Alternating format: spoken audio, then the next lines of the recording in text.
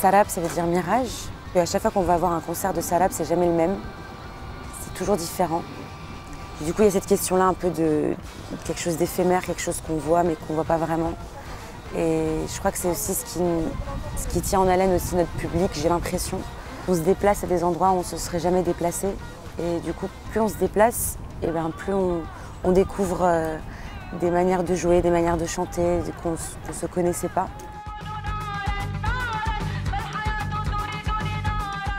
Ça parle d'un ancien monde qui a disparu. En fait, on oublie aujourd'hui que la diversité, c'est ce qui nous lie le plus. Et dans le texte, ça dit nos langues qui tressent le temps se lient à jamais, en fait. Donc en fait, c'est toute notre diversité qui crée ce monde hyper beau qu'on a aujourd'hui. C'est important d'en parler aujourd'hui parce qu'on est encore plus dans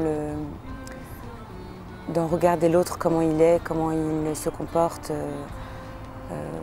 On a l'impression que la liberté des autres, ça devient de l'extrémisme. Et bref, il y a plein de choses un peu choquantes, je trouve. Qu'il faut être plutôt dans laisser les gens faire ce qu'ils veulent, être qu'ils ont envie d'être. Et respecter aussi la culture, la diversité, tout ça. Égal à égal, quoi.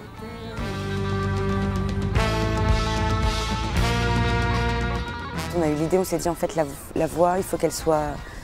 Il faut qu'on l'entende en fait dans l'album, il faut qu'on entende qu'il y ait quelque chose en plus, en fait, une manifestation, une révolte. Et du coup, on a eu l'idée de prendre le mégaphone et de l'utiliser aussi sur scène parce que pour qu'il y ait aussi un message fort et visuellement et à l'audition.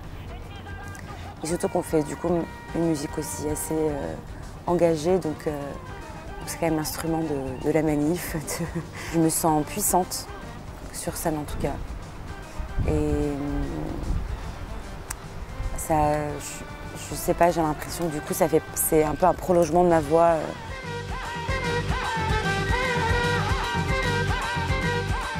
Je pense que quand on a une parole, quand on peut prendre la parole en face de personnes, oui, je pense que c'est important. Pas forcément sur tout, mais je ne juge pas les personnes qui ne le font pas. Mais si, en fait, là, depuis un an, si un artiste n'a pas parlé de la Palestine, pour moi, c'est pas possible, parce que c'est être humain, en fait. Et en fait, on est des artistes et on nous demande d'être liés à nos émotions, on nous parle souvent de nos ressentis, de ce qu'on vit, de nos émotions. Et comment, en fait, du coup, c'est notre devoir de parler de ça. Et c'est des questions, pour moi, qui sont fondamentales dans l'art, en fait. Du coup, c'est se mentir à soi-même, au final, de ne pas parler des choses qui nous choquent, des choses qui sont injustes et horribles, quoi.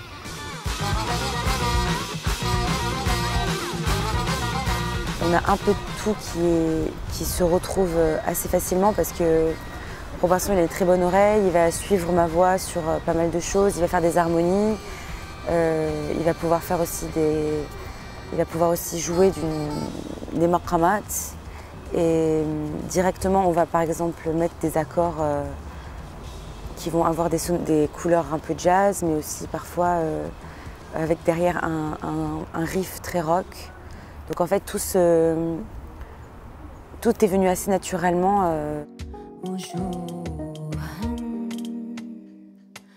Le poème de la chanson Samt, c'est un poème de Maram El-Masri, une poétesse syrienne exilée en France depuis une vingtaine d'années. J'exprime le fait que mon pays me manque. Et ce poème, je trouve très beau parce Maram, dans ce poème, elle parle vraiment que de ce qu'elle voit, de ses souvenirs, des odeurs parfois que... Et quand j'ai lu ce poème, je me suis dit c'est exactement ça en fait. Moi, parfois je marche dans la rue, il y a quelque chose qui va me rappeler des souvenirs que j'ai eus en Syrie, une odeur, je sais pas, un arbre, enfin n'importe quoi. Et donc oui, je parle du fait que j'ai une partie de moi qui n'est pas vraiment là, quoi, qui est plus trop là avec. Enfin, j'ai une partie de moi qui me manque en fait. Un peu, qui disparaît au fil du temps parce que l'exil c'est un peu ça, c'est ne plus être dans la réalité de son pays qu'on a connu, moins parler sa langue forcément, parce que voilà. Et donc oui, c'est une mélancolie forcée parce que j'ai l'impression que ça s'éloigne de plus en plus au fil des années.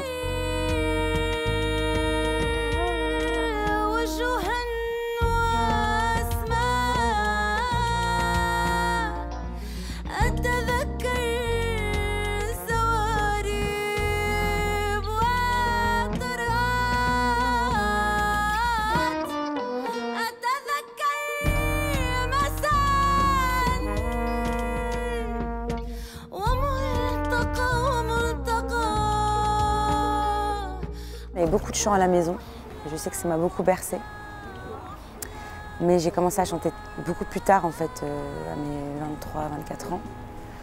Et ce qui m'a forgée, c'est vraiment, oui, le mimétisme des chants traditionnels un peu de partout dans le monde qui me touchent en tout cas, qui me parlaient.